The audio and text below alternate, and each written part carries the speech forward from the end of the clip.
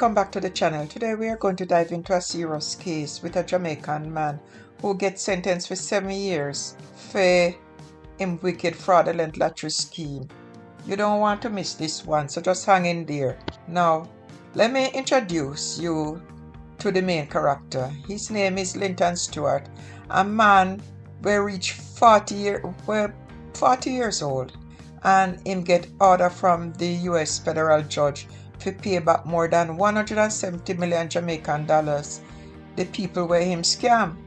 Stewart admit him guilty August 3rd, 2023 for conspiracy to commit mail fraud and wire fraud in the Western District of North Carolina.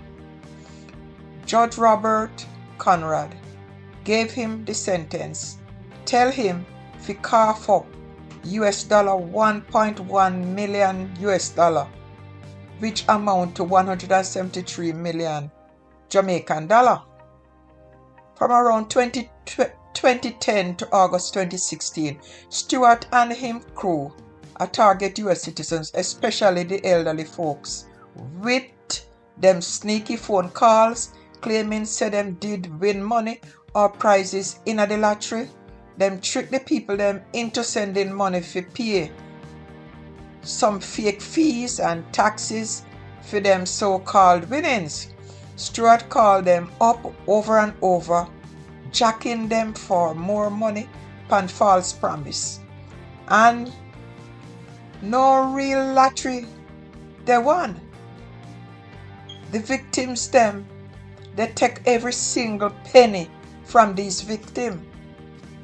Acting Assistant Attorney General put it clear to them overseas lottery scammers who are use people that these criminals are exploiting the US citizens. Stewart case assure we say them things they nah go stand up for long.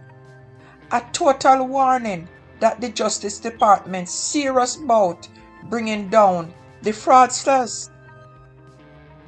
US Attorney come out strong against the targeting of the elderly, shouting said this sentence send a clear message to anybody who try to exploit the older folks for money and go face the law.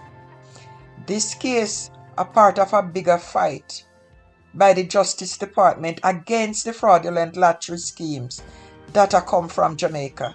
The investigation did work by the US Postal Inspection Service, and them get help from the Justice Department's Office of International Affairs when them coordinates towards arrest and extradition.